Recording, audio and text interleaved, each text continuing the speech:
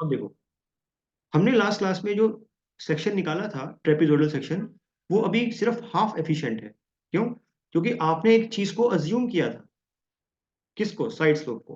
कहने का मतलब, ध्यान से देखो, सुनो सुनो सुनो सुनो, मैं आपके सामने बना के दिखाता हूँ, देखो क्या कहना चाहता हूँ। प्लीज प्लीज प्लीज ध्यान से देखिए।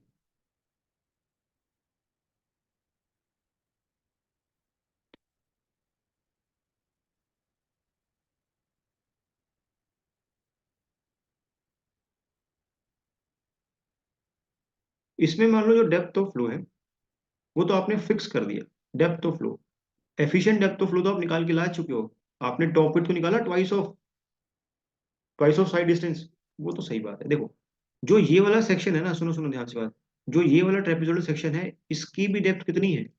इसकी भी डेप्थ वाई है।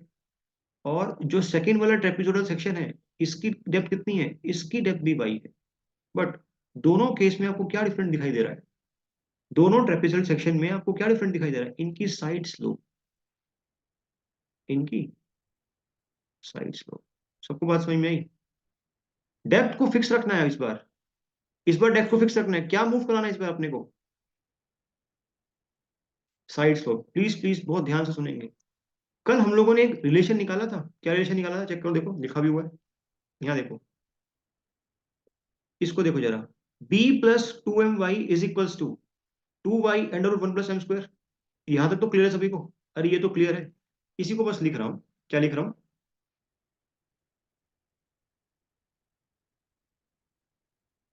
b+2my is equals to 2y × 1 + m²। ये b+2my था क्या एक्चुअल में? Top width, this is our top width is equals to 2y × 1 + m²। अब ध्यान से देखो,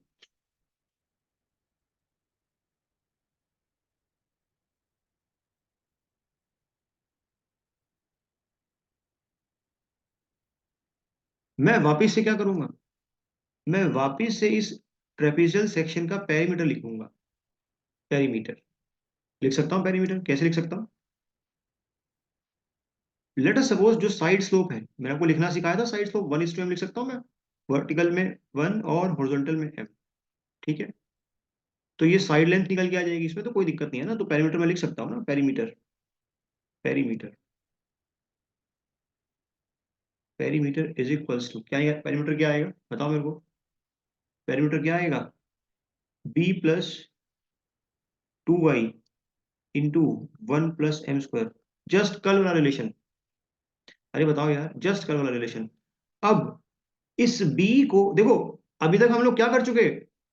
हमारा जो सेक्शन है उसको हाफ एफिशिएंट बना चुके हैं ना। हाफ एफिशिएंट मतलब ये वाली b की वैल्यू मैं यूज करूंगा। ये b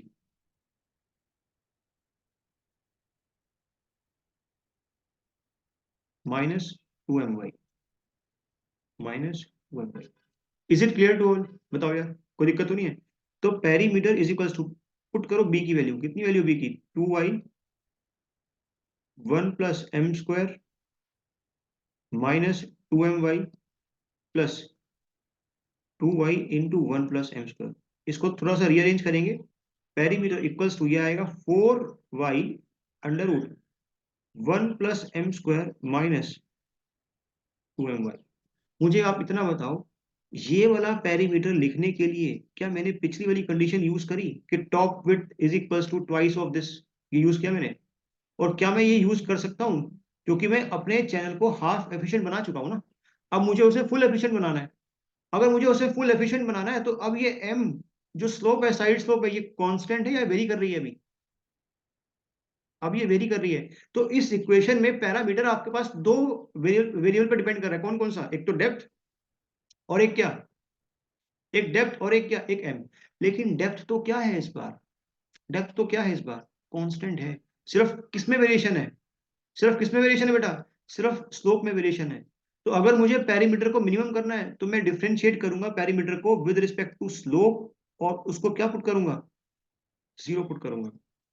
तो dp/dm इज इक्वल्स टू इस वाली टर्म का डिफरेंशिएशन करो किसके रिस्पेक्ट में, m के रिस्पेक्ट में, ये बहुत इंपॉर्टेंट है।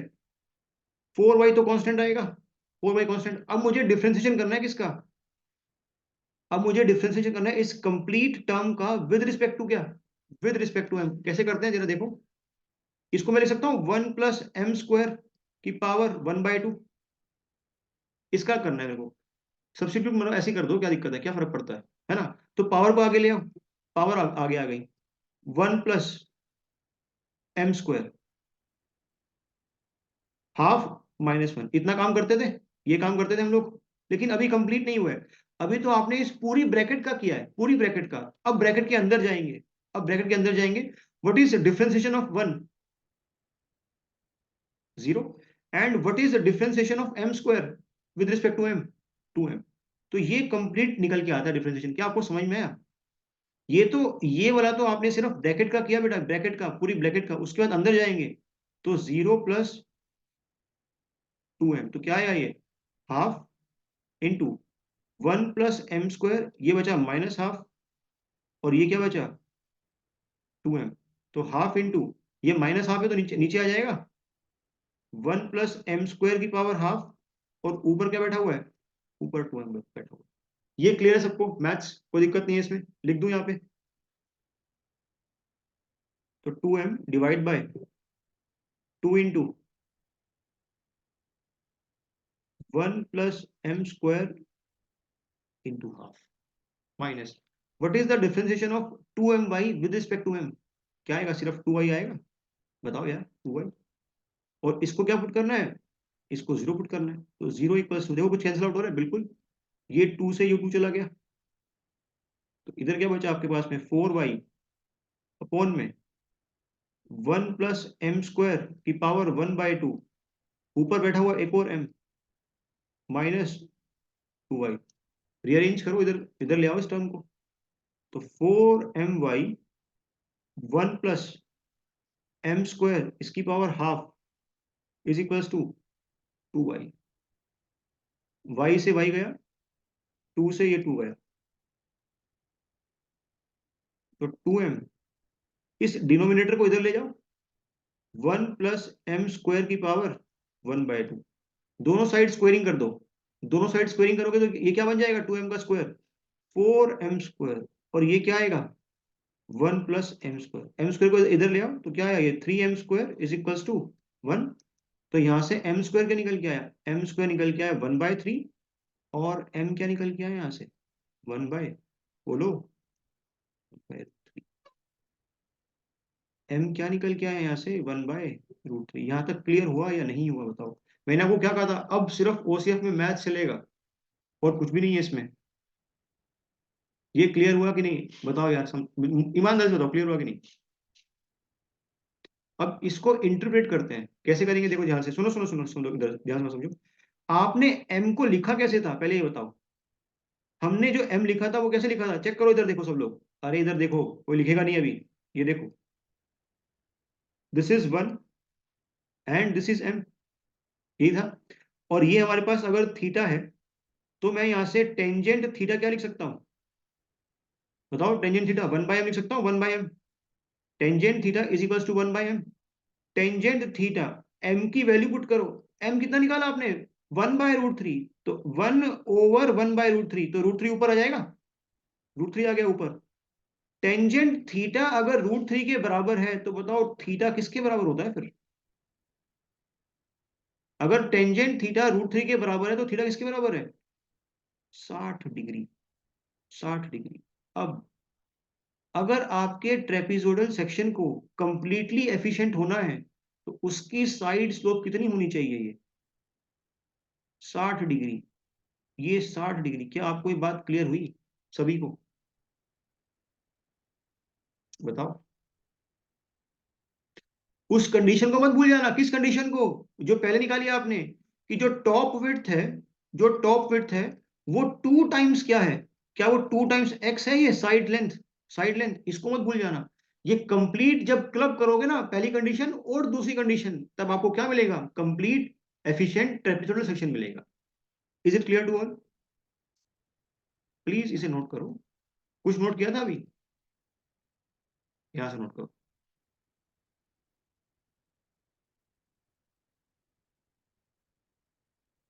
फटाफट नोट करो। क्लियर है सभी को? ये बताओ, क्लियर है? सृष्टि नमूने कल नहीं आया था क्लास में, क्लियर है अभी? ये आया था क्या, पता नहीं, याद नहीं मुझे।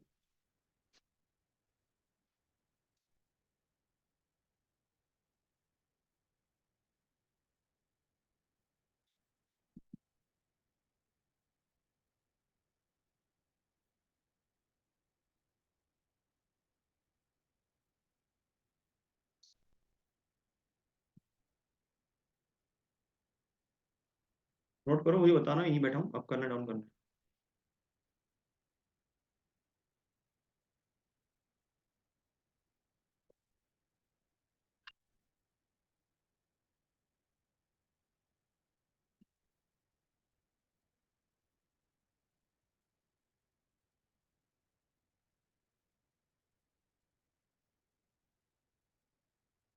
और यहाँ पे लिख लेना फ्रॉम प्रीवियस कंडीशन।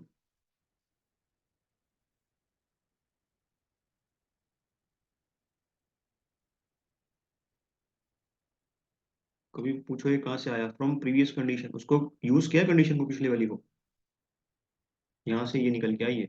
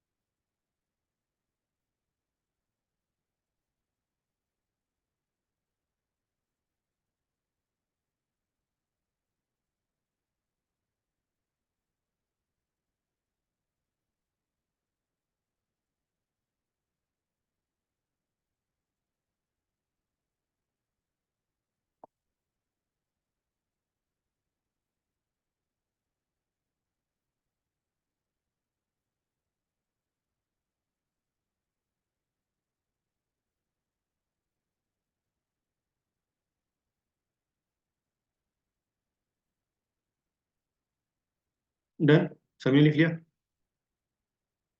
ना? अब वो सारे पॉइंट्स बता रहा हूँ आपको जो आपसे ऑब्जेक्टिव में भर भर के पूछेगा। सबने लिख लिया, तनवीर, सृष्टि एंड शबाना? डन। देखो क्या पूछेगा आपसे।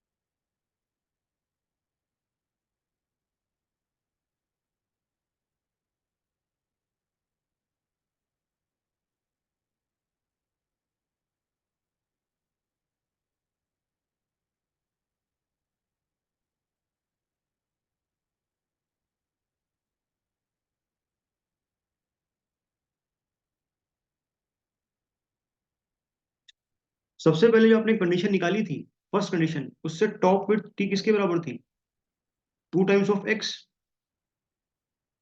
To times of X, T equals to what is X, two into Y square, one plus M square, यही था। नाउ अगर ट्रेपिजोडल सेक्शन मोस्ट एफिशिएंट है तो एम की वैल्यू क्या निकाल के आए हो अभी? 1/√3। करो पुट जरा। Top width is equals to 2y under root 1 + m², कितना m square? 1/√3 whole square is equals to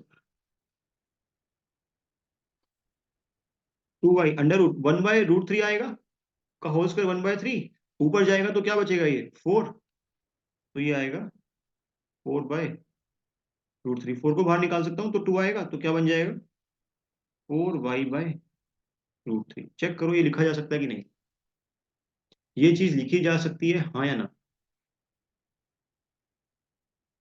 सभी को। अरे क्लियर पूछेगा आपसे ऑब्जेक्टिव में, बताओ रिलेशन बताओ टॉप विड्थ में और वाई के अंदर, अगर आपका सेक्शन ट्रेपिजोडल मोस्ट एफिशिएंट है तो। और खुद टॉप विड्थ किसके बराबर होती है, अगर एक बात करूं, टॉप विड्थ किसके बराबर है, top width b+2my, b+2my is equals to 4y/√3। मैं ऐसा क्यों कर रहा हूं, क्योंकि मैं रिलेशन निकालना चाहता हूं बी के अंदर और वाई के अंदर। तो यहां भी मैं m को क्या पुट कर दूंगा, यहां भी मैं m को पुट कर दूंगा 1/√3, तो 2/√3y is equals to 4y/√3। तो यहां से b क्या निकल के आ गया, इसको इधर ले जाओगे तो माइनस करोगे तो क्या निकल के आएगा, ये 2/√3 into y. Is it clear सभी को, b निकल के आ गया, अच्छी बात है। और क्या क्या निकालते हैं हम लोग, टॉप विड्थ आ गई, b आ गई, और क्या निकालना है अपने को, एरिया निकालना है। एरिया, एरिया क्या होता है, एरिया सिंपल है, अगर टॉप विड्थ आ गई तो एरिया निकाल सकते हैं। एरिया होता है half into sum of parallel sides into distance of into perpendicular distance. तो area, area is equals to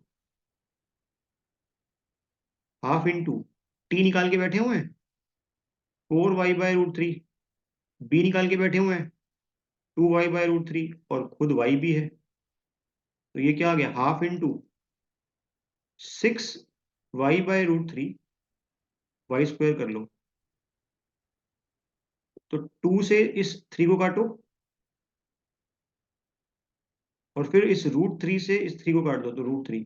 तो एरिया क्या निकल के आया आपके पास में, what is the value of area, √3y²। क्या ये बात सबको क्लियर है, सभी को ये बात क्लियर है। ये सारे के सारे जो मैं चैनल की ज्योमेट्री निकाल रहा हूं, क्या ये एक नॉर्मल ट्रेपेजियल सेक्शन है क्या, मोस्ट एफिशिएंट है ये, हर एक के केस में नहीं लगेगा, जैसे कल रेक्टेंगल केस में किया था हम लोगों ने। Clear, weighted perimeter, weighted perimeter, weighted perimeter क्या होता है, b+2 times of x। Clear, b कितना है हमारे पास में, 2y/√3 प्लस, इसको x मत लिखो, सीधा लिखो जरा इसको, क्या आएगा ये 2y 1 + m², तो 2y 1 + 1/√3 का स्क्वायर, कितना आ गया ये 2y/√3 एज इट इज। ये तो टॉप विड्थ के बराबर ही आ गई वैल्यू, बताओ। अरे ये क्या लिखा हुआ है, 2 times of side length, top width तो लिखा हुआ है ये नमूनो, और टॉप विड्थ कितना है 4y/√3, तो कितना निकल के आ गया ये 6y/√3। क्लियर हुआ आप लोग को ये चीज कैसे निकल के आया। उसके बाद क्या बचा, hydraulic radius, hydraulic radius, hydraulic radius क्या होता है, ratio of area of flow to weighted perimeter. कितना एरिया है भाई, एरिया कितना है √3/y², पेरीमीटर कितना है 6y/√3। तो √3 ऊपर जाएगा, ऊपर जाएगा तो इस √3 से मल्टीप्लाई होगा तो क्या बनेगा वो 3y² / 6y। तो क्या निकल के आया यहाँ से, हाइड्रोलिक रेडियस y/2। ये बहुत बहुत ज्यादा इंपॉर्टेंट है, बहुत बार पूछता है वो, मोस्ट एफिशिएंट ट्रेपेजोइडल सेक्शन के केस में हाइड्रोलिक रेडियस किसके बराबर होती है, y/2 के। ना तो मुझे साइड स्लोप से कोई मतलब है, क्योंकि वो तो ऑलरेडी पता है।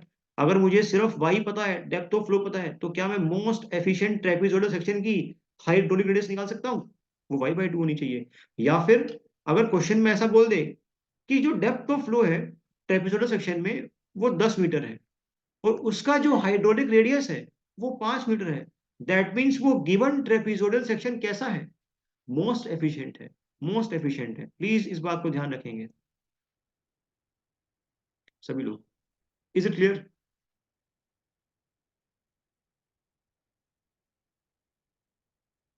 इसमें तो नहीं फंस रहे ना, ज्योमेट्री में तो नहीं फंस रहे आप लोग, ये तो सिंपल है ना यार।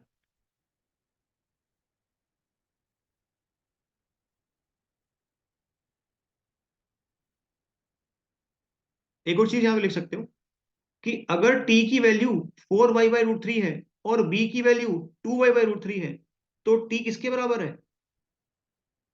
तो टी किसके बराबर है? ट्वाइस ऑफ विड्थ के बराबर है। ट्वाइस ऑफ विड्थ के बराबर है, और टी किसके बराबर है? ट्वाइस ऑफ एक्स के बराबर है। अरे ये बात मानते हो कि नहीं? सब लोग ध्यान से सुनो बात। तो यहां से बी किसके बराबर निकल के आ गया फिर? यहां से बी किसके बराबर निकल के आ गया? एक्स के बराबर निकल के आ गया। अब देखो बहुत ब्यूटीफुल चीज, बाद में नोट करना। अरे बाद में नोट करना, पहले इधर देखो, इधर देखो सब लोग।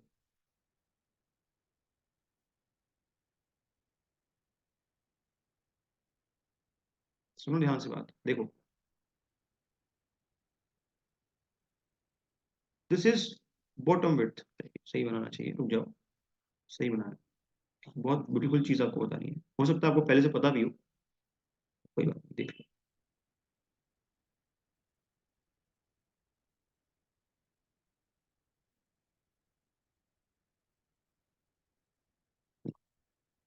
टॉप विड्थ किसके बराबर है? Twice of width. ये भी बी है, और ये भी बी है। This is also b. This is also b. ये चीज लिख सकता हूँ ना बेटा? बताओ। Top width twice of b के बराबर है, और नीचे तो बी है। और बी खुद किसके बराबर है? बी। बी खुद किसके बराबर है? साइड के बराबर है, इस side. This is also b. ये लिखा जा सकता है ना? और ये भी क्या हो गया? ये भी बी हो गया। ये भी बी हो गया। अब अगर मैं इस पॉइंट से इस पॉइंट को ज्वाइन कर दूं, सुनते रहना ध्यान से बात। ये तीनों के तीनों ट्रायंगल कैसे दिखाई दे रहे हैं? Equilateral triangle. क्या मेरा क्वेश्चन समझ गए मैं क्या पूछने वाला हूं? मोस्ट एफिशिएंट ट्रेपेजोइडल सेक्शन कितने इक्विलेटरल ट्रायंगल से मिलकर बना होता है? तीन। तीन इक्विलेटरल ट्रायंगल। क्लियर हुआ? और एक और चीज, एक और चीज। लेट अस सपोज, इसको ध्यान से देखो बात। इस ज्योमेट्री को अगर मैं कंप्लीट करूं, प्लीज प्लीज प्लीज ध्यान से देखेंगे, इस ज्योमेट्री को अगर मैं कंप्लीट करूं, ये ज्योमेट्री किस शेप की दिखाई दे रही है आपको? ये कंप्लीट ज्योमेट्री हेक्सागन। लेकिन हमारा जो ट्रेपेजोइडल सेक्शन है, क्या बोल सकता हूँ, हाफ हेक्सागन है। हाफ हेक्सागन, ये भी क्वेश्चन आता है। क्लियर सबको? सबको क्लियर है ये? और लास्ट पॉइंट ऑफ रेफरेंस, इसकी जो साइड स्लोप है, उसकी वैल्यू क्या होती है? Side slope 60 degree. This is 60 degree. अब आप आराम से नोट कर सकते हो, ये दो पॉइंट्स मैं लिखवा दूंगा, पहले ये नोट करो। सबको समझ में आया? कोई दिक्कत किसी को? आसान है यार, बस याद रखने हैं रिजल्ट्स को। ओसीएफ में तो यही पूछता रहेगा आपसे। दे देगा आपको चैनल, बताएगा इसका ये बता दो, इसका वो बता दो।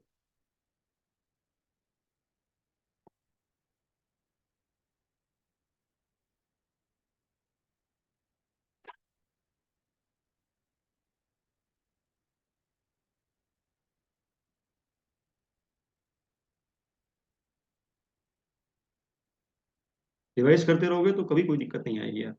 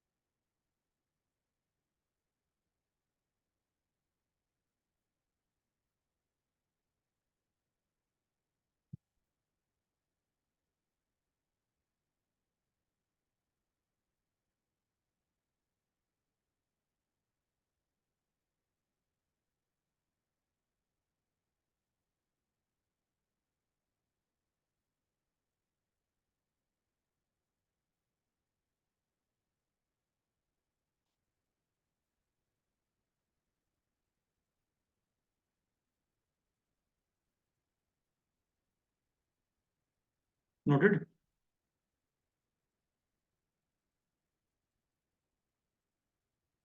करो आराम से, नोट करो।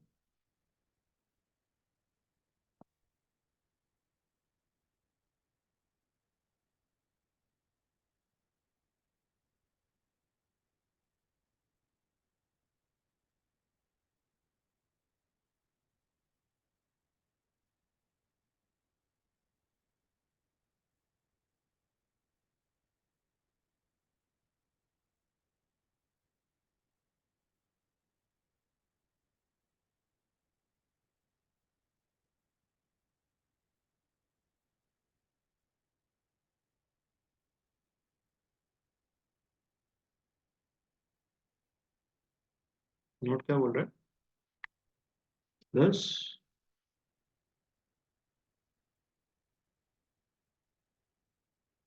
मोस्ट एफिशिएंट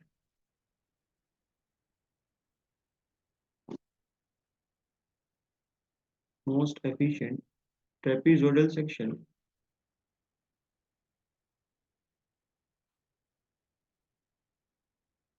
is half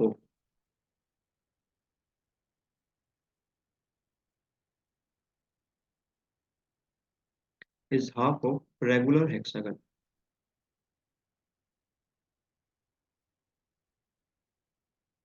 लिख लो इसको भी।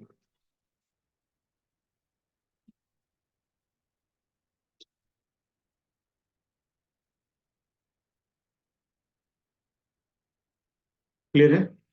और एक बात बताओ, जो रेक्टेंगुलर सेक्शन था क्या उसमें भी y/2 निकल के आया था? तो क्वेश्चन ये पूछ लेगा कि एक रेक्टेंगल सेक्शन है, एक ट्रेपेजोइडल सेक्शन है, बताओ, और दोनों मोस्ट एफिशिएंट हैं, तो उन दोनों के हाइड्रोलिक रेडियस का रेशियो क्या होगा? तो ऐसे कुछ कुछ क्वेश्चन पूछ लेगा, कर लोगे आराम से। वो तो देखेंगे कितने कर लोगे, कराऊंगा जब, पता चलेगा।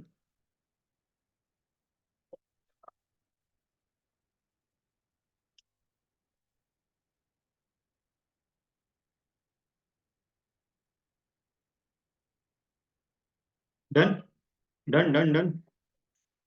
सबने लिख लिया? नेक्स्ट। अब चलते हैं किसकी तरफ? कौन सा सेक्शन बचा है हमारे पास? Triangular section. खत्म करते हैं फटाफट से इसको। ट्रायंगुलर सेक्शन देखो, बनाते हैं इसको, फटाफट से करेंगे, थोड़ा स्पीड में करेंगे इसको, अब क्योंकि हमें बातें सारी पता है।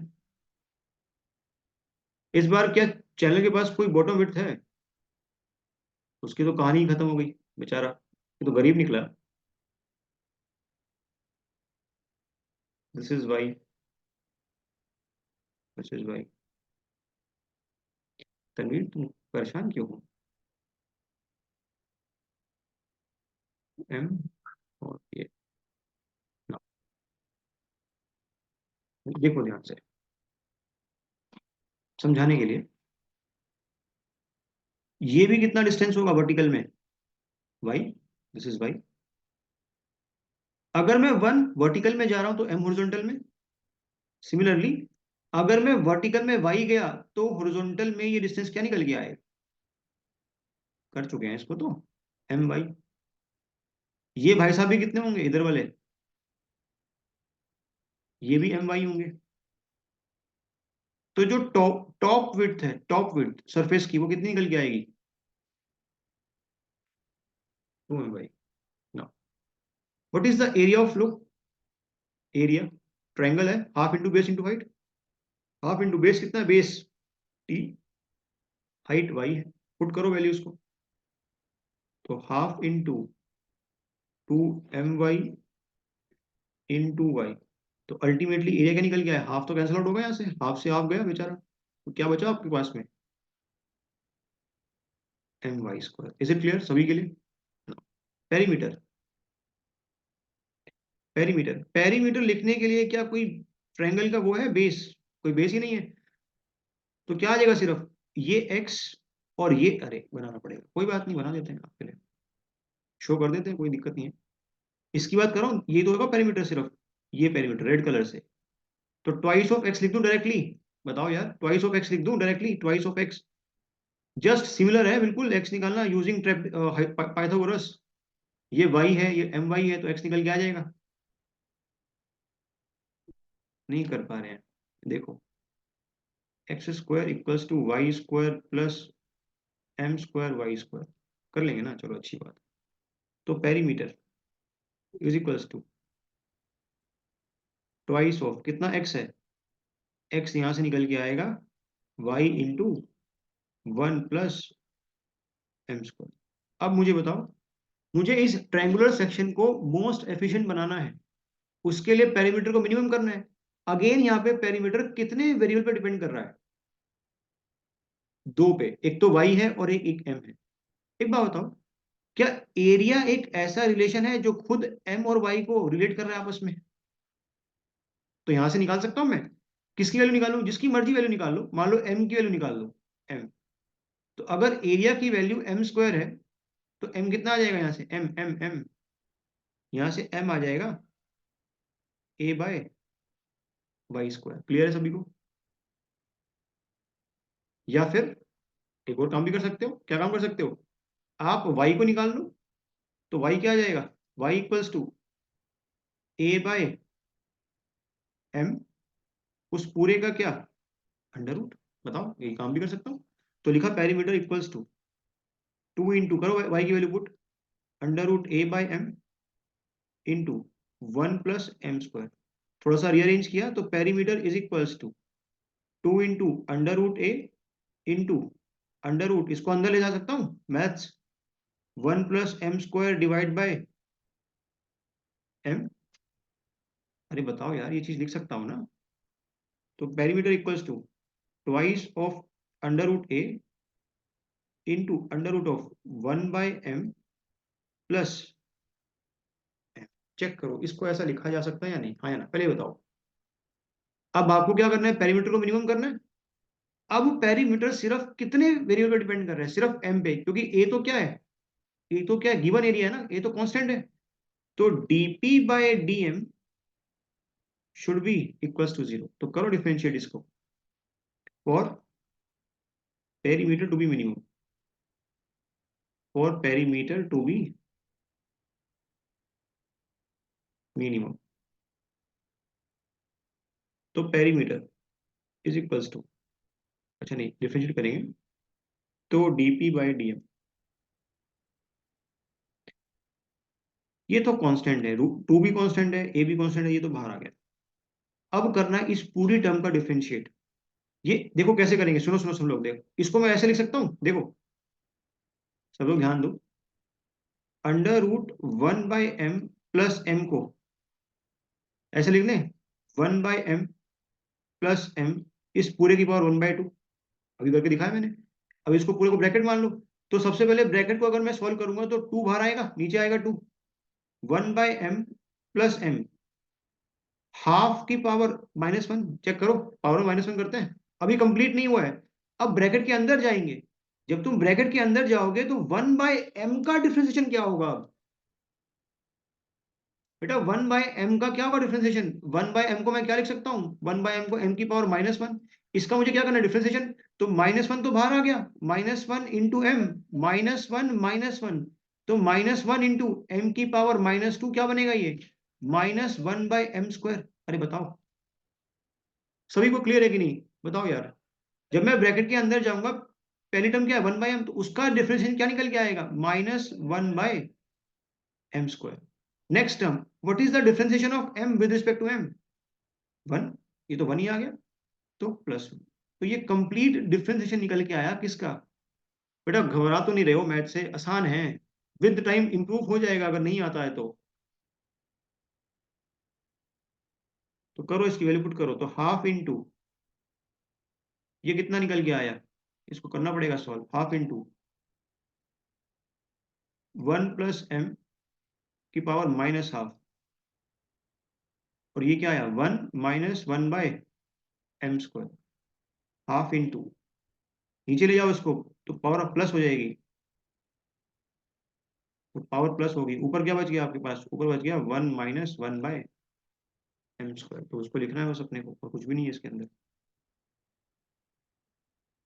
न्यूमिनेटर में 1 - 1/m², डिनोमिनेटर में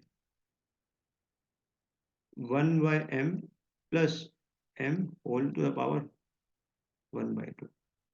देखो कुछ कैंसिल आउट हो रहा है, बिल्कुल हो रहा है। 2 से 2 गया। इसको करना क्या है, इसको जीरो पुट करना है। 0 is equals to √a 1 - 1/m² upon में 1/m plus m whole to the power 1/2। जब इस डिनोमिनेटर को इधर लेके जाऊंगा और ये मल्टीप्लाई होगा जीरो से, तो क्या बन जाएगा, जीरो बन जाएगा। तो 0 equals to √a into 1 - m²। Clear. अब इस टर्म को जीरो होना है, क्या एरिया कभी जीरो हो सकता है, बताओ। इस दो टर्म को जीरो होना है तो क्या एरिया कभी जीरो हो सकता है। तो किसको जीरो होना पड़ेगा, 1 - 1 - m² को क्या होना पड़ेगा, जीरो होना पड़ेगा। सिंपल सी बात है। तो 1 - m² को क्या होना पड़ेगा, रीअरेंज करो। लिख सकता हूं m² इक्वल्स टू 1। चेक करो ध्यान से, देखो ध्यान से देखो। m² इक्वल्स टू 1 लिख सकता हूं यहां से। तो यहां से m क्या आ गया, 1 निकल के आ गया। ओ तेरी के, ये तो बहुत सिंपल निकल के आ गया। कैसे, सेक्शन बनाओ जरा, ट्रायंगुलर सेक्शन। इस ट्रायंगुलर सेक्शन में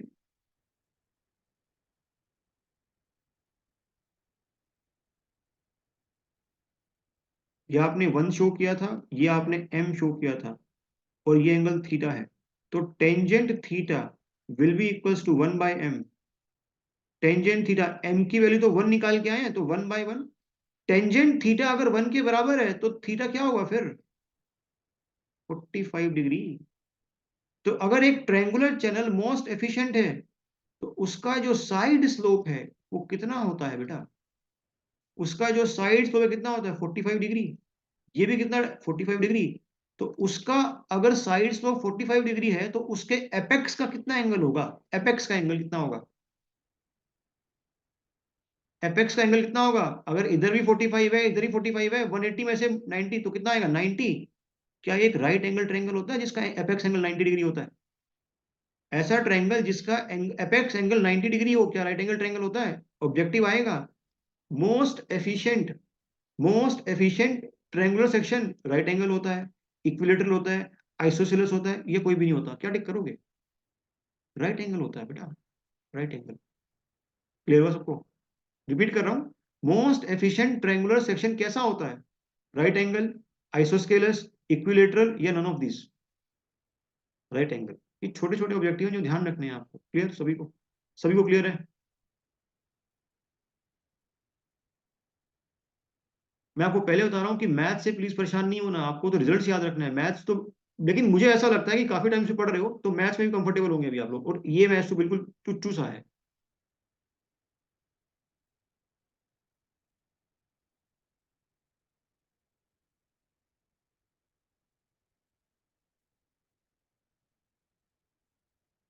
नोट करो।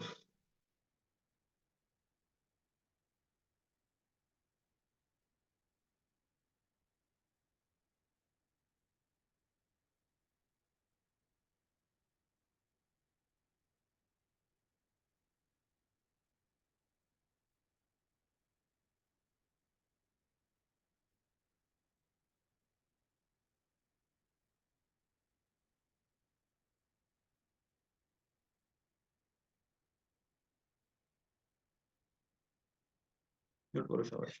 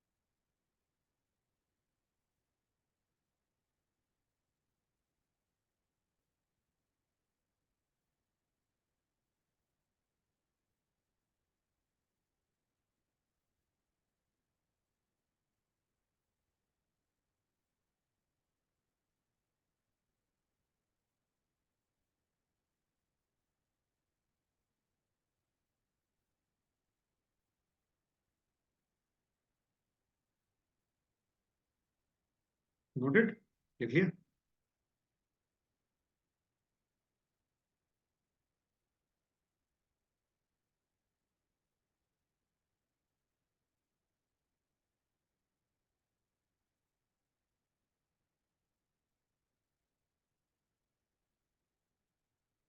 नोट करो एक मिनट।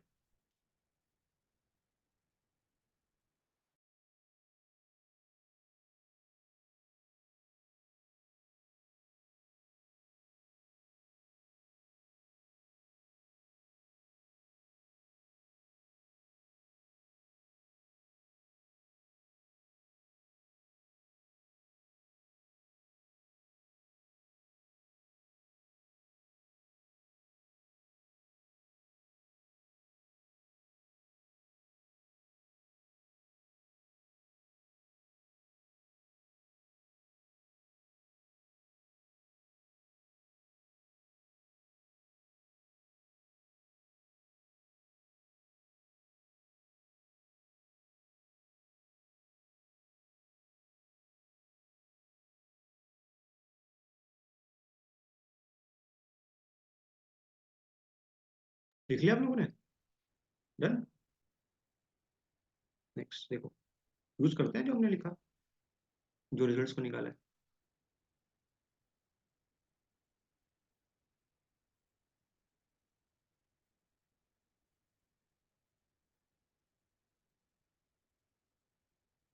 अगर डेप्थ ऑफ फ्लो वाई है, ठीक है। हाँ हाँ, वही तो कर रहा हूँ, बासित नमूने। अगर डेप्थ ऑफ फ्लो वाई है तो टॉप विड्थ क्या होती है? Simultaneously this is one, this is m, तो टॉप विड्थ होगी 2m वाई, है ना? ये पढ़ के आए हम लोग। एम की वैल्यू निकाल के आए हो अभी? एम कितना है? M for most efficient.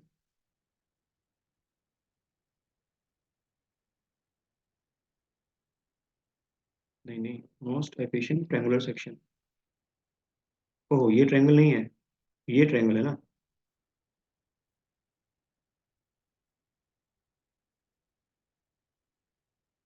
तो टॉप विड्थ ठीक कितना हो जाएगा? 2 × 1 × वाई, वाई के बराबर हुआ। एरिया क्या था? एरिया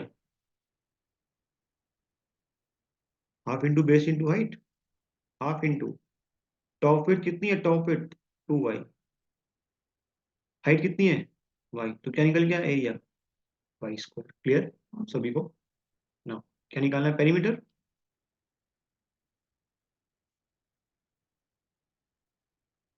पेरीमीटर बोल लो या वेटेड पेरीमीटर बोल लो, एक ही बात।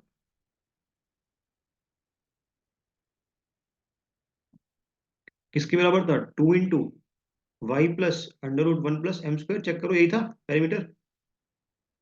यहाँ पे जब तुम m को 1 पुट करोगे तो क्या निकल के आएगा? पेरीमीटर 2y 1 + 1² क्या हो जाएगा? 1² 1 हो जाएगा। तो क्या आया? 2√2y आया, चेक करो जरा। 2y × √2, 2√2y। Hydraulic radius, hydraulic radius क्या होता है? Hydraulic radius area bye wetted perimeter.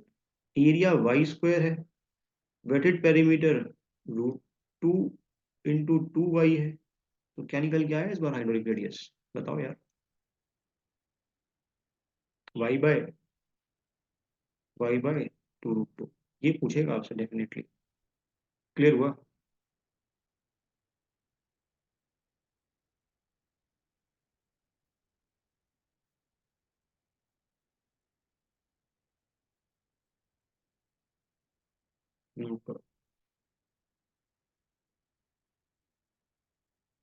Ratio निकाल लोगे ट्रायंगल का और ट्रेपेजियम का? अगर पूछे, आराम से निकल के आए। इस बार वन नहीं होगा बेटा, इस बार वन नहीं होगा, प्लीज नोट करना। एक और चीज सीखो, एक और चीज सीखो, सुनो। मान लो आपके पास एक रेक्टेंगल सेक्शन है, सुनो ध्यान से बात। एक रेक्टेंगल सेक्शन है और वो मोस्ट एफिशिएंट है, और उसमें जो डेप्थ ऑफ फ्लो है वो वाई है, तो उसका हाइड्रोलिक रेडियस कितना निकल के आता है? y/2। ठीक है। और एक मान लो आपके पास ट्रायंगल सेक्शन है, उसमें भी सेम डेप्थ ऑफ फ्लो है, वाई सेम है, उसका हाइड्रोलिक रेडियस क्या निकल के आता है? y/2√2। तो किसका हाइड्रोलिक रेडियस ज्यादा होगा, रेक्टेंगल का या ट्रायंगल का, जब उनमें सेम डेप्थ ऑफ फ्लो है? रेक्टेंगल का। तो ये क्या छोटे छोटे क्वेश्चन बना लोगे आराम से, वन लाइनर, कोई दिक्कत तो नहीं है इसमें, बताओ यार, आसान है ना ये तो। ठीक है, और नोट में एक पॉइंट जाएगा,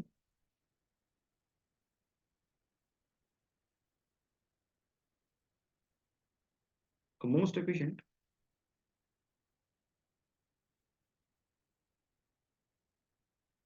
most efficient triangular section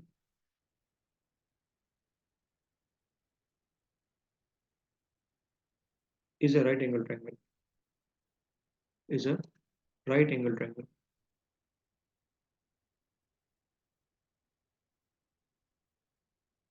right angle, अच्छा हाँ, सुनो सुनो सुनो सुनो सुनो, राइट एंगल होने के साथ साथ ये दोनों साइड्स क्या है इसकी, राइट एंगल की ये दोनों साइड्स बराबर है, डिफरेंट है, या क्या है?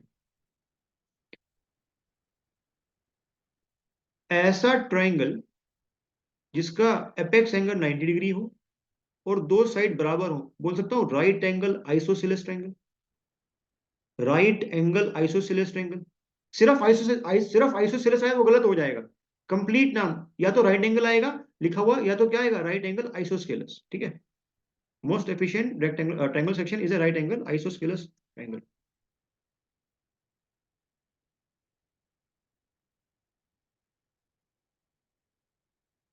ध्यान रखना आप लोग, ठीक है, नोट करो भाई।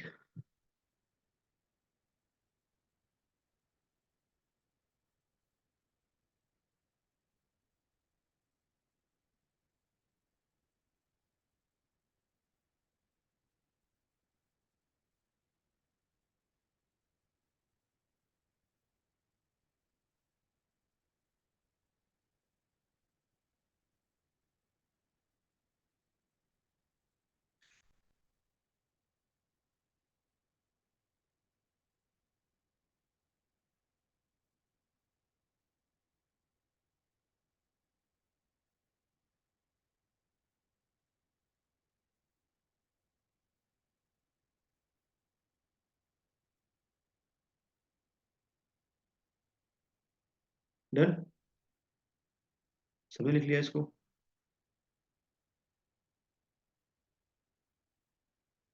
नेक्स्ट, अभी तक हमने जो भी सेक्शन डिस्कस किए वो किस टाइप के थे, टाइप वन या type two? Type one. Type one section की एक प्रॉपर्टी है, क्या प्रॉपर्टी है, जिस कंडीशन पे आपको वेलोसिटी मैक्सिमम मिलती है उसी कंडीशन पे आपको क्या मैक्सिमम मिलता है, डिस्चार्ज। मतलब कंडीशन मतलब जिस डेप्थ ऑफ फ्लो पे आपको वेलोसिटी मैक्सिमम मिलेगी उसी डेप्थ ऑफ फ्लो पे आपको डिस्चार्ज भी क्या मिलेगा, मैक्सिमम। और ये टाइप वन सेक्शन होते कौन से हैं? क्या ये वो सेक्शन होते हैं जिसमें डेप्थ ऑफ फ्लो इंक्रीज करने से जो टॉप विड्थ है या तो कांस्टेंट रहती है या फिर कॉन्टिन्यूसली क्या करती है, इंक्रीज करती है। अब चलते हैं टाइप टू पे। Next is type two, type two cross sections. Type two cross sections में कंडीशन जहां पे वेलोसिटी मैक्सिमम होगी ना, कोई जरूरी नहीं है कि उसी डेप्थ पे या उसी कंडीशन पे आपको डिस्चार्ज भी क्या मिले, मैक्सिमम मिले। देखो, इसका परफेक्ट एग्जांपल क्या है, मेरे ख्याल से मैंने ये सारी चीजें आपको इन्वायरमेंट में बताई थी सीवर के अंदर, डिजाइनिंग ऑफ सीवर्स में, पर आप लोग को अभी याद नहीं होगा, बात समझ में आती है वो भी।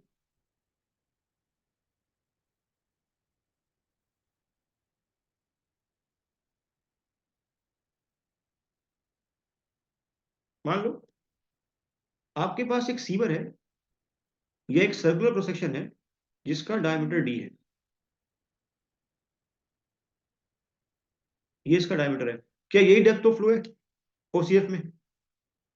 नहीं, ओसीएफ में तो अगर सीवर होगा तो पार्शली फिल्ड होगा, वो ध्यान रखना प्लीज, पार्शली फिल्ड। मान लो जो डेप्थ ऑफ फ्लो है, ये पानी का फ्री सरफेस और ये इनमें depth of flow, this is our depth of flow.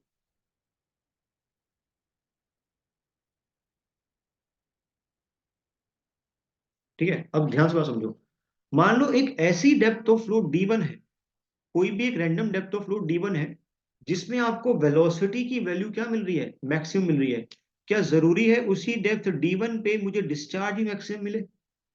हो सकता है कि डिस्चार्ज मैक्सिमम आपको कम मिले, इस डेप्थ से ज्यादा भी मिले, या फिर इसी डेप्थ से कम पे मिले। पॉसिबल है ना, पॉसिबल है ना। तो मैं आपको ये रिलेशन निकाल के नहीं दिखा रहा हूं। क्या आपको बात समझ में, क्योंकि वो मेरे कोई काम का नहीं है।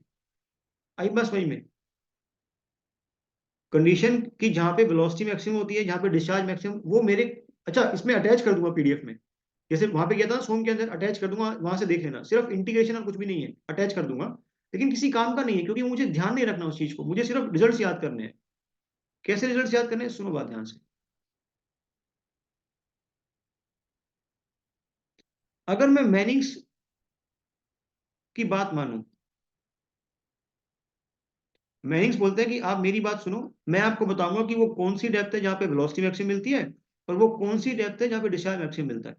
तो मैनिंग्स क्या बोलता है, वो रेशो, किसका रेशो, डेप्थ ऑफ फ्लो का ratio two diameter of section का रेशो, अगर 0.938 है। इस बात का एक और मतलब है कि अगर आपकी डेप्थ ऑफ फ्लो, अगर आपकी depth of flow 0.938 times of diameter of sewer है, तो आपको उस सीवर के अंदर डिस्चार्ज क्या मिलेगा, आपको उस सीवर के अंदर डिस्चार्ज क्या मिलेगा, आपको उस सीवर के अंदर डिस्चार्ज मिलेगा मैक्सिमम। ये मैनिंग्स ने कहा। क्लियर। सेम रेशियो इसने मैक्सिमम वेलोसिटी के लिए भी दिया। तब उसने क्या बोला कि अगर आपकी depth of flow to the diameter of sewer 0.81 के बराबर है, 0.81, या फिर इस बात को ऐसे समझो कि अगर depth of flow 0.81 times of diameter of sewer है, तो आपको उसी सीवर के अंदर वेलोसिटी क्या मिलेगी, अब वेलोसिटी मैक्सिमम मिलेगी। मैं आपसे ये बोलना चाह रहा था कि इस बार वेलोसिटी मैक्सिमम की कंडीशन और डिस्चार्ज मैक्सिमम की कंडीशन क्या है, अलग अलग है, अलग अलग है, क्योंकि ये टाइप 2 सेक्शंस हैं। ये सबको क्लियर हुआ, बताओ मेरे को यार, क्लियर ना। मुझे एक बात बताएं कि मैनिंग्स के अलावा और किसने काम किया था। मैनिंग्स के अलावा एक और भाई साहब थे, चेजिस, उसका भी हमें पढ़ना पड़ेगा, ऑब्जेक्टिव तो वहां भी आ सकता है। तो चेजी ने कहा अगर तुम मेरी बात सुनोगे, हम तो बेचारे बात ही सुनते रहते हैं, हमारी कोई सुनता नहीं, हम सबकी बात सुनते हैं। तो उन्होंने क्या कहा कि depth of flow divide by diameter of sewer का रेशो अगर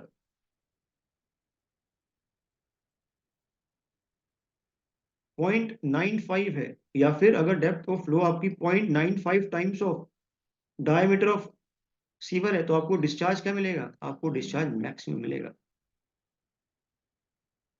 ये सब कुछ निकल के आता है बेटा ड्राइव होके।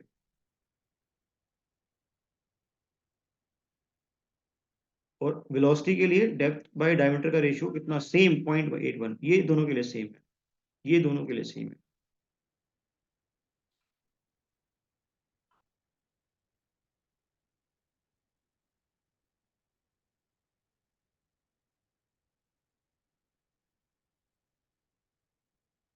इसमें तो कुछ समझने वाला नहीं था क्या, बट फिर भी तुमको समझ में आया कि एक्चुअल में क्या कर रहे हैं हम लोग। हम्म। क्या हमने कोई पाप कर दिया इसका डेरिवेशन ना करके, कोई पाप नहीं किया बेटा, पुण्य का काम किया है। डेरिवेशन नहीं पूछने वाला कोई आपसे। फिर भी मैं अटैच कर दूंगा इसमें, देख लेना आप, कोई दिक्कत नहीं है, सिंपल इंटीग्रेशन है, बस लंबा है वो अलग बात है। नोट करो फटाफट से, फटाफट से नोट करो।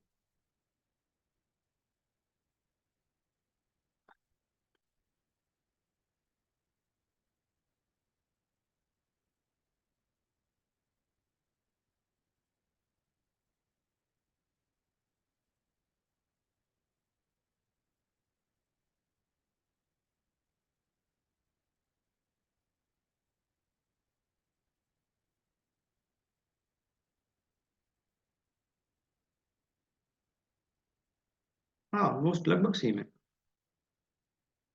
अरे तुम एक बात से, एक काम करो, एक पेपर निकालो, पब्लिश करो, D/D is equals to 0.944444 by Basit. मैं मान लूंगा, कोई दिक्कत थोड़ी ना है। अच्छा, प्रोसीजर क्या है? उसके लिए बीटेक करके, एमएस करके, पीएचडी करके बूढ़ा होना होता है।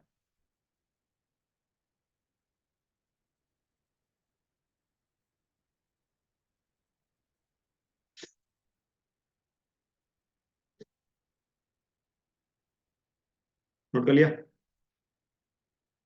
चलो। अच्छा, ना, दिस कंप्लीट्स योर यूनिफॉर्म लो। क्या मजा आया? पता चला कब खत्म हो गया? क्वेश्चन करना है इसके, समझ आएगा। Moving on to our next chapter, that is chapter 3, energy depth relationship. Again ये भी बहुत कॉन्सेप्चुअल और बहुत इंपॉर्टेंट चैप्टर। देखो सुनो बात ध्यान से। जरूरी नहीं है कि जो न्यूमेरिकल हम लोग अब करेंगे, इसमें टफ न्यूमेरिकल करेंगे, वो पेपर में आए, बट वो टफ न्यूमेरिकल आपको कॉन्सेप्चुअल अंडरस्टैंडिंग देंगे। Am I clear? जरूरी नहीं है कि वो टफ न्यूमेरिकल आपको ऑब्जेक्टिव में आए, जेई में आए या ए में आए, बट वो टफ न्यूमेरिकल आपको कॉन्सेप्चुअल अंडरस्टैंडिंग देंगे, जो आपको थियोरिटिकल वाले जो सवाल होते हैं ना, कंफ्यूजन वाले, वो क्लियर हो जाएंगे आराम से। आई बात समझ में? तो वो बहुत जरूरी है करने। Energy depth relationship,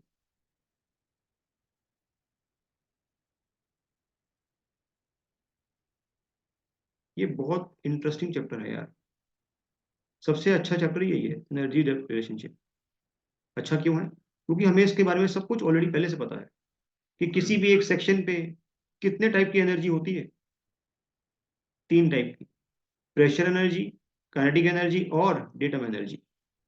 pressure energy, kinetic energy और डेटम एनर्जी। कोई दिक्कत किसी को, कोई समस्या? मुझे एक डेटम लेना पड़ेगा, एक हॉरिजॉन्टल डेटम लिया, ठीक।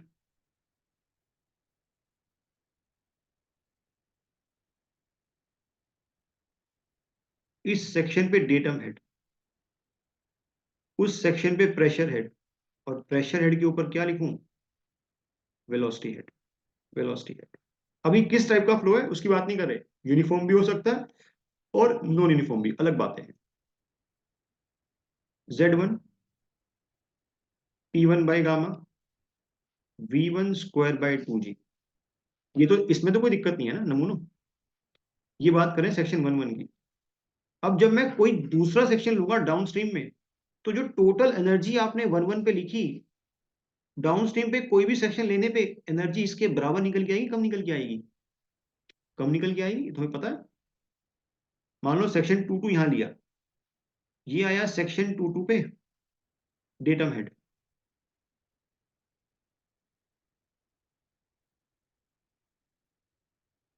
Datum head. ये निकल के आया pressure head.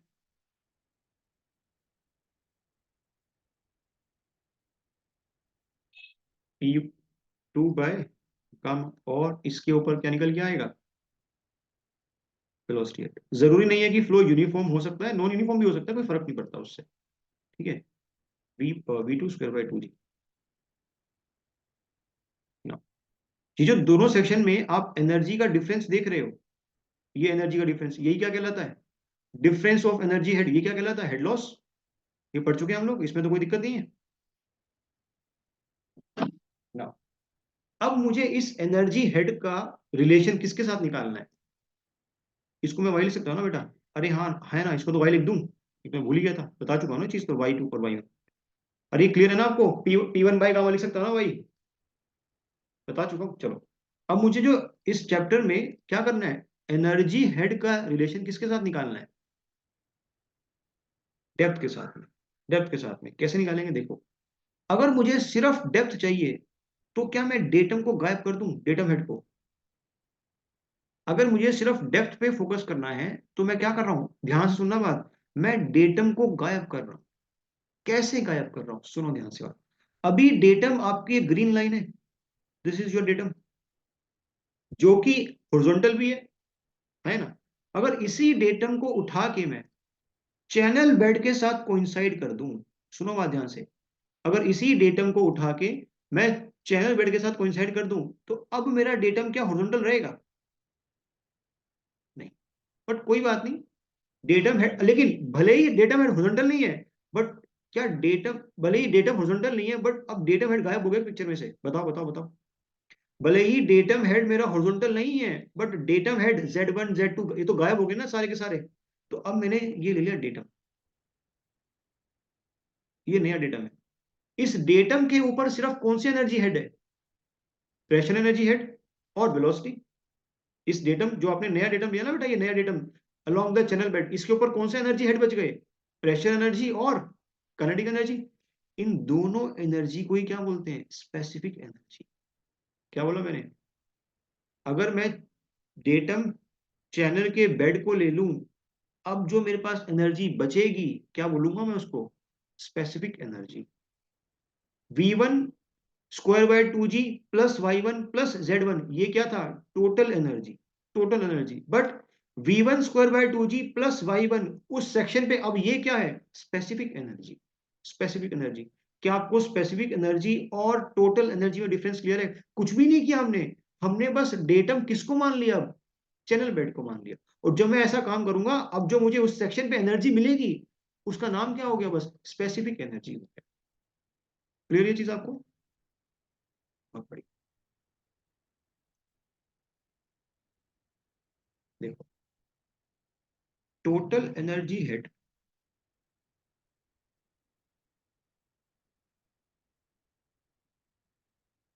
At any section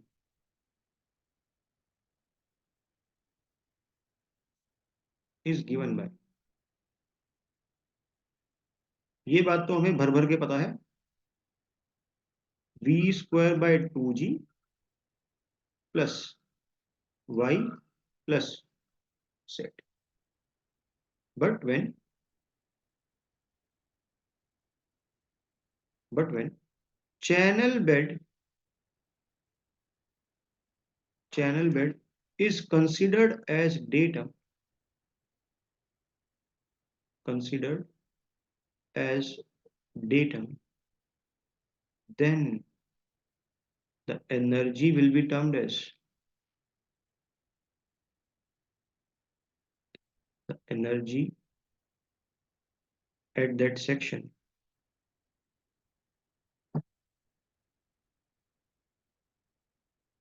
will be termed as specific energy.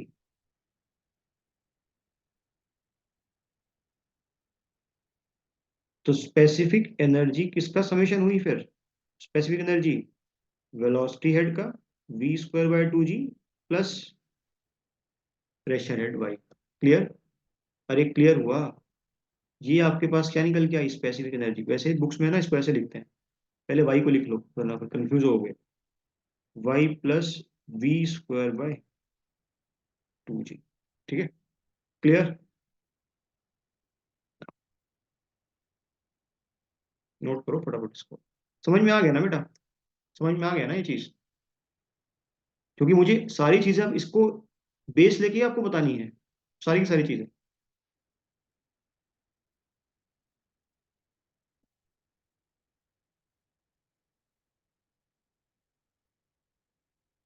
Note करो, डन लिखो, फिर आगे चलते हैं। आप लोग नोट करो, फाइनली क्या रहा है।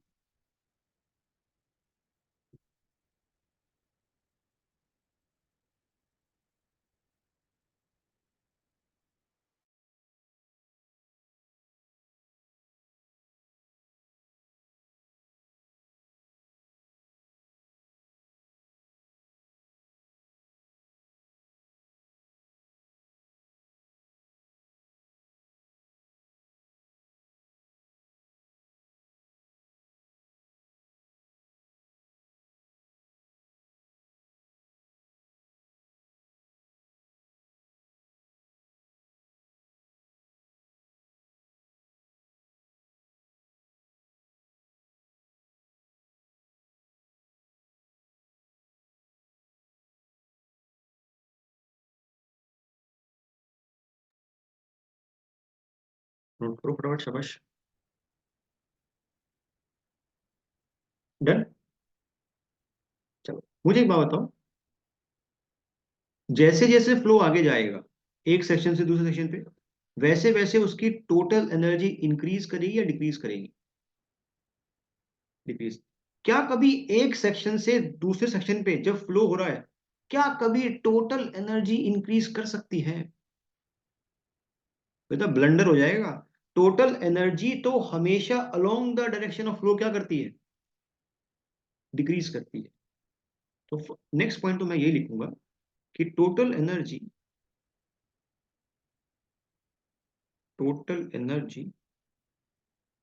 Always decreases, always decreases along the direction of flow, along the direction of flow.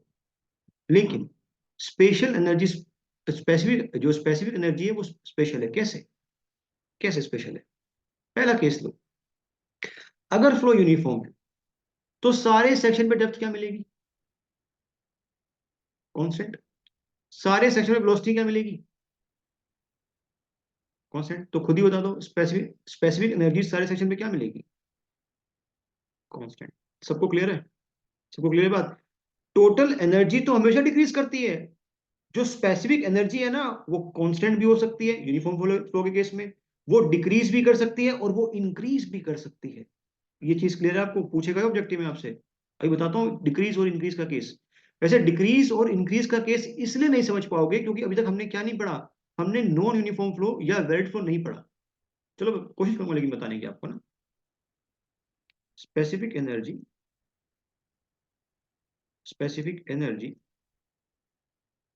may remain constant, may remain constant as in case of uniform flow, as in case of uniform flow, or may increase or decrease, may increase or decrease as in case of varied flow, as in case of varied flow, varied flow along the direction of flow, along the direction of flow, along the direction of flow.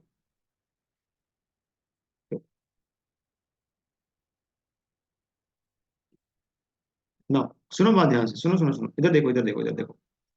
मान लो section 1-1 पे, सुनो ध्यान से बात, इधर देखो सब लोग। सेक्शन 1-1 पे मान लो डेप्थ y1 है और फ्लो यूनिफॉर्म है, तो डेप्थ y2 मिलेगी। अगर y2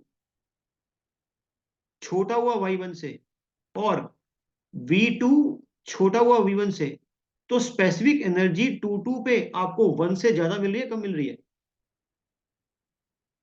कम मिल रही है, कम मिल रही है। कोई दिक्कत नहीं। मैंने आपको बताया था ना, देखो देखो देखो देखो सुनो, बैक वाटर कर्व याद है आपको? जब आपने एक बियर बनाया था, उसके डाउनस्ट्रीम में पानी इकट्ठा हुआ था, है ना? तो मान लो अगर सेक्शन टू टू पे डेप्थ की वैल्यू, सेक्शन टू टू पे अगर डेप्थ की वैल्यू सेक्शन 1-1 से बड़ी है, और सेक्शन टू टू पे वेलोसिटी की वैल्यू अगर सेक्शन 1 से बड़ी है, तो सेक्शन टू टू पे जो तुम्हें स्पेसिफिक एनर्जी मिलेगी 1-1 से, वो क्या होगी? वो ज्यादा होगी। बट किस फ्लो के केस में? क्योंकि अलग अलग सेक्शन पे डेप्थ अलग अलग है, अलग अलग सेक्शन पे वेलोसिटी अलग अलग है, तो कौन सा फ्लो है ये? यूनिफॉर्म फ्लो है क्या? वेरिड फ्लो है, वेरिड फ्लो है। क्लियर? वेर अभी सिर्फ ध्यान, अभी देखो इतने अच्छे से नहीं समझ पाओगे, मैं पहले बता रहा हूँ। वेरिड फ्लो के केस में जो स्पेसिफिक एनर्जी है ना बेटा, वो डिक्रीज भी कर सकती है और इंक्रीज भी कर सकती है। क्लियर? ये बिल्कुल मत सोचना, ये तुम लोग, मैं बताता हूँ तुम्हारे दिमाग में क्या डाउट आ रहा है। बासित ये डाउट आ रहा है ना कि सर अगर डेप्थ इंक्रीज कर गई तो वेलोसिटी डिक्रीज करना चाहिए, ये आ रहा है दिमाग में डाउट, है ना? अब ध्यान से बात समझो, सुनो सुनो सुनो। मान लो डेप्थ में भी इंक्रीज है, वेलोसिटी में भी इंक्रीज है, सारा का सारा जो डिक्रीज है वो तुम्हें डेटम में देखने को मिल गया, लेकिन वो तो मैंने कंसिडर किया नहीं ना। आई बात समझ में? अरे बहुत इंपॉर्टेंट बात है बेटा। मान लो डेप्थ भी इंक्रीज कर गई, वेलोसिटी भी इंक्रीज कर गई, तो सारा का सारा डिक्रीज तुम्हें किस में देखने को मिला? वो तुम्हें डेटम में देखने को मिला हुआ, बट वो तो मैंने कंसिडर किया ही नहीं हुआ। क्लियर हुआ सबको? है ना? इसीलिए ऐसा होता है।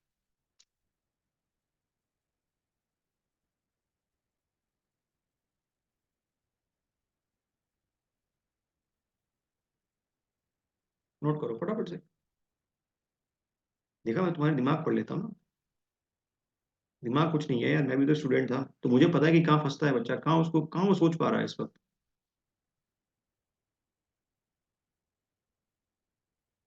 And that makes you a good teacher. बस ज्यादा तारीफ होगी ना।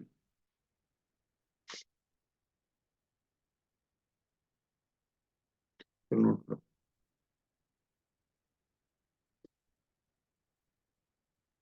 पर्पस क्या था इस चैप्टर को पढ़ने का, क्या करना है इस चैप्टर में, ये तो ऐसे ही कर रहे हैं अभी, मजाक मजाक में। करना क्या है, रिलेशन निकालना है किसके बीच में, एनर्जी के बीच में और डेप्थ के बीच में।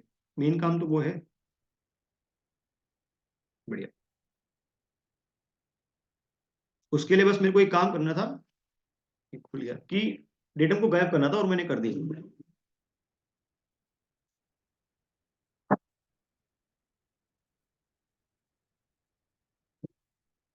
चले फिर आगे, नोट कर लिया।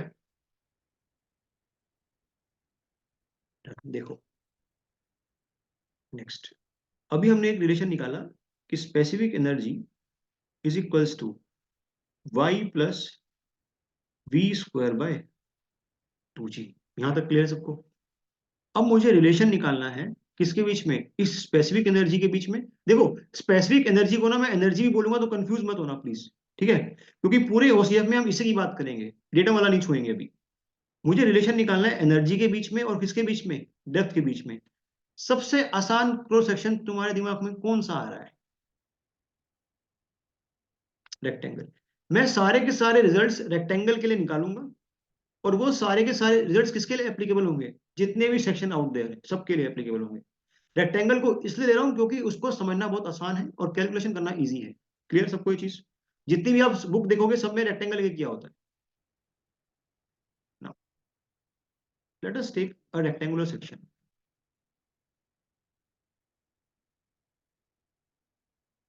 Late us take a rectangular section. मुझे एक बात बताओ बस ईमानदारी से, अगर मुझे रिलेशन एनर्जी का वाई के साथ निकालना है तो बाकी सारे पैरामीटर को क्या करना पड़ेगा, मेरे को फिक्स करना पड़ेगा। तो रेक्टेंगल सेक्शन जो लोगे उसकी विड्थ क्या रखूंगा, विड्थ विड्थ विड्थ, इसको फिक्स रखूंगा, विड्थ को फिक्स रखूंगा। जो इस रेक्टेंगल सेक्शन में डिस्चार्ज जाएगा उसको भी क्या रखूंगा, डिस्चार्ज, उसको भी कांस्टेंट रखूंगा मैं। जो भी डिस्चार्ज फ्लो करेगा ना, डिस्चार्ज क्यू, वो भी कांस्टेंट और विड्थ भी कांस्टेंट। ये प्लीज ध्यान रखना, ये क्यू कांस्टेंट, ये बी, ये भी कांस्टेंट। कभी किसी जमाने में क्या मैंने आपको स्मॉल क्यू बताया था, discharge per unit width, capital q by b, तो ये भी क्या निकल के आएगा, ये भी कांस्टेंट निकल के आएगा। क्लियर, क्लियर सबको ना। Analysis for a rectangular channel लिख लेते हैं ऊपर, हेडिंग क्या, analysis for a rectangular channel, rectangular channel ना। इसको मैं एनर्जी लिखूंगा, मैंने पहले बताया आपको, तो कंफ्यूज नहीं होगा कि सर स्पेसिफिक एनर्जी है is equals to Y into. Now क्या मुझे एक रिलेशन पता है, discharge is equals to average velocity into area. तो यहां से वेलोसिटी क्या निकल के आएगी, velocity, velocity will be equals to Q by A. क्या कभी मैंने ऐसा बोला कि एरिया कांस्टेंट है, वो तो कांस्टेंट हो ही नहीं सकता, क्योंकि एरिया खुद किस पे डिपेंड करता है, वाई पे, और उसी के साथ तो रिलेशन निकालना है, ठीक है। तो v की वैल्यू क्या पुट करेंगे, क्यू बाय ए, इसका होल स्क्वायर, और नीचे 2g तो बैठा ही हुआ है, तो E equals to y plus q square. What is the area of rectangle, क्या एरिया है भाई, b into y, b into y, इसका होल स्क्वायर, और 2g बैठा हुआ है। तो energy is equals to y plus q square divide by b square y square into 2g। What is q by b, capital q by b क्या होगा, small q, small q. तो E equals to y plus small q square divide by y square into 2g। अब मुझे बताओ, जिस जिसके बीच में relation निकालना है क्या वही प्रेजेंट है, बस E और Y, बाकी सब क्या है, बाकी सब क्या है, बाकी सब कांस्टेंट है, क्यू कांस्टेंट है, जी कांस्टेंट है, टू कांस्टेंट है। क्लियर सबको ये चीज? अरे सभी को क्लियर है, क्योंकि मुझे इसी में निकाला रिलेशन। अब ध्यान से देखो, ये इक्वेशन सिंपल है या कॉम्प्लिकेटेड है? कॉम्प्लिकेटेड है। तो इसका जो ग्राफ देखो, अगर मान लो E इक्वल्स टू वाई होता तो कैसा ग्राफ बनता? खुद बताओ, स्ट्रेट लाइन खत्म। E equals to y square होता, कैसा ग्राफ बनता? पैराबोलिक। पढ़ के आए हैं सोम के अंदर, कोई दिक्कत वाली बात नहीं है। E equals to y cube क्या बनता? Cubic parabola. ये तो linear plus one by y square, hyperbola है ना बेटा। हाइपरबोला प्लस लीनियर तो कॉम्प्लिकेटेड बनेगा, ध्यान रखना। सिखा रहा हूं तो ध्यान से सीखो बात। सुनो प्लीज, यहाँ पे प्लीज फोकस रखेंगे। देखो देखो देखो, जब y की वैल्यू 0 है तो मुझे बताओ E किसको अप्रोच कर रहा है, स्पेसिफिक एनर्जी। जब y 0 है तो E किसको आ रहा है? देखो यहाँ y 0 पुट किया, 0 हो गया खत्म।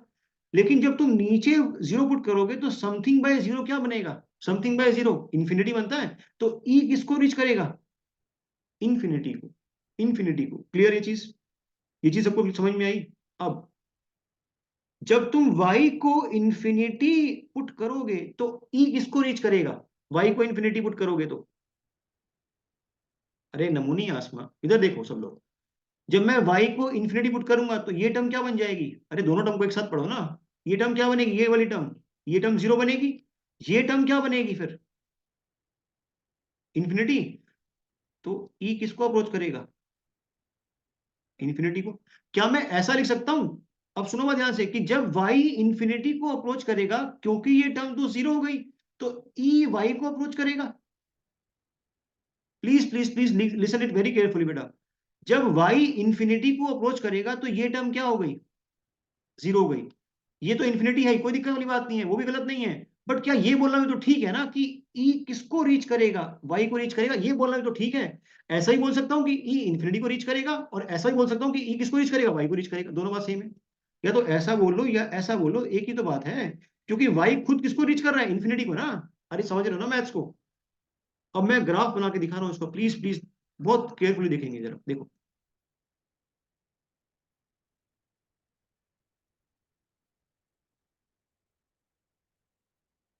एक्स एक्सिस पे E और वाई एक्सिस पे y। Now I will draw a straight line having a slope of 45 degree. मैं आपको ग्राफ बना के दिखाऊंगा, आप मुझे बताना कि ग्राफ सेटिस्फाई कर रहा है या नहीं कर रहा है। देखो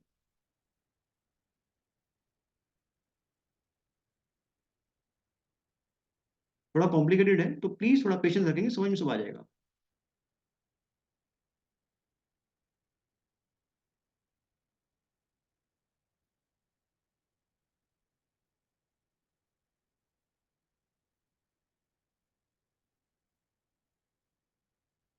चेक करो।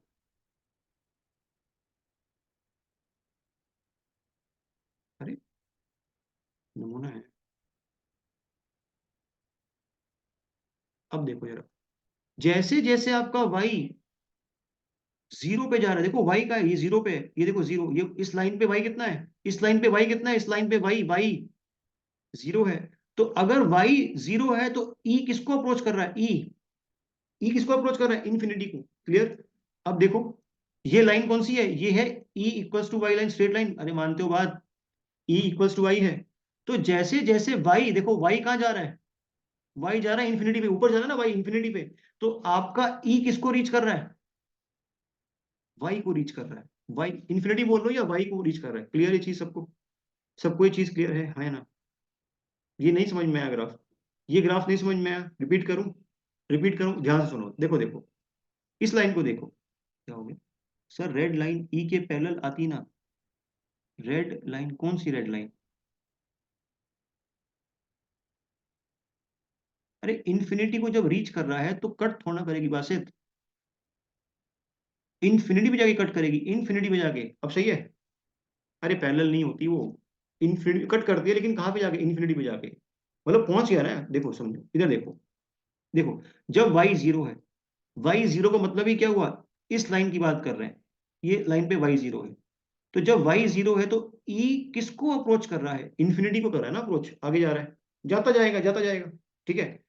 बट जब y इन्फिनिटी है, y जब इन्फिनिटी है मतलब y इंक्रीज करते जा रहा है, इंक्रीज करते जा रहा है। ऐसा कर लो चाहे ऐसा कर लो, यहां भी तो y क्या कर रहा है? इंक्रीज करते जा रहा है। तो e किसको अप्रोच कर रहा है? ई y को अप्रोच कर रहा है, तो ये लाइन निकल के आई। तो एक्चुअल में ग्राफ क्या निकल गया है? जो मैंने रेड कलर का बनाया ना, ये आपके पास ग्राफ है। क्लियर ये चीज? ये चीज क्लियर है? देखो, अब आपको मैथ्स में लेके चलता हूं। मान लो मेरे पास ये फंक्शन है, बड़ा कॉम्प्लिकेटेड है, चेक करो, देख पा रहे हो? ये फंक्शन है मेरे पास में। क्लियर? मुझे आपसे सिर्फ एक चीज पूछनी है, बताओ इस फंक्शन के पास कितनी रूट्स होंगी? रूट्स का मतलब, जैसे अगर मान लो एक क्वाड्रेटिक इक्वेशन होती है, कितनी रूट्स होती है उसके पास? दो रूट्स।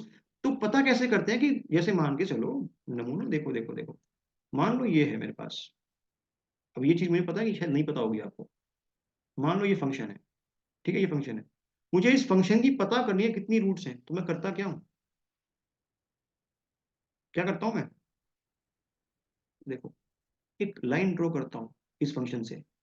ये लाइन इस वाई एक्सिस के पैरेलल एक लाइन, इस लाइन ने कितनी बार कट किया इसको? दो बार कट किया, तो कितनी रूट्स निकल के आएंगी? दो रूट्स निकल के आएंगी। अब उधर आओ, इस ऊपर वाले पे आओ। जब मैं वाई एक्सिस के पैरेलल एक लाइन बना रहा हूं,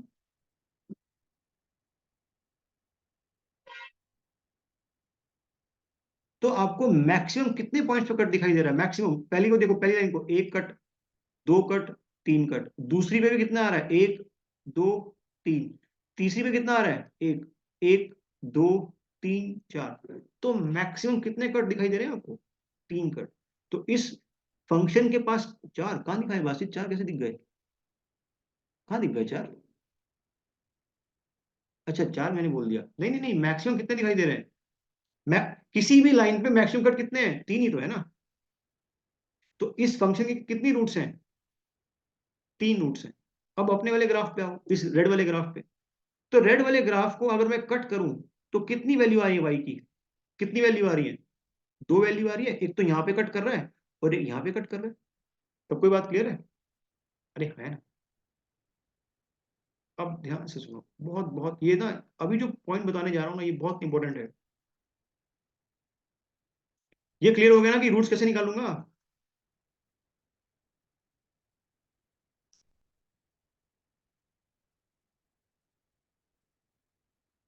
अब देखो, इस इक्वेशन में आओ। जब तुम इक्वेशन को सॉल्व करोगे, एलसीएम लोगे, तो वाई स्क्वायर किससे मल्टीप्लाई होगा यहाँ पे? वाई स्क्वायर किससे मल्टीप्लाई होगा? वाई से। जब वाई स्क्वायर वाई से मल्टीप्लाई होगा, तो हाईएस्ट पावर क्या बनेगी? Y cube. तो कितने रूट्स आने चाहिए? तीन रूट्स आने चाहिए। लेकिन हमें तो, जो हमने ग्राफ बनाया, उस ग्राफ में हमें कितने रूट्स मिल रहे हैं? दो रूट्स मिल रहे हैं। तो एक रूट क्या मिलेगा फिर? नेगेटिव मिलेगा। लेकिन ग्राफ तो हमें क्या ही दे रहा है? आपको क्या ग्राफ दो, तीन रूट दे रहा है? ग्राफ, ग्राफ क्या, ग्राफ हमें तीन रूट दे रहा है? ग्राफ तो कितने रूट दे रहा है? दो रूट दे रहा है। तो तीसरा रूट कहां से लाऊं? अच्छा, एक बात बताओ, सुनो। अगर मैं इस ग्राफ को ऐसा फोल्ड करूं, कैसा? अगर मैं इस ग्राफ को ऐसे फोल्ड करूं, अब मुझे कितने रूट्स मिलेंगे? तीन। बट ये क्या ग्राफ सही है? क्या ये ग्राफ सही है? क्या ये ग्राफ सही है फोल्ड करके लाना? वो तो गलत हो गया ना। क्या हो गया? थोड़ी हो गया। लैग आ रहा है? लैग आ रहा है क्या? लैग आ रहा है? क्या हो गया? एक मिनट।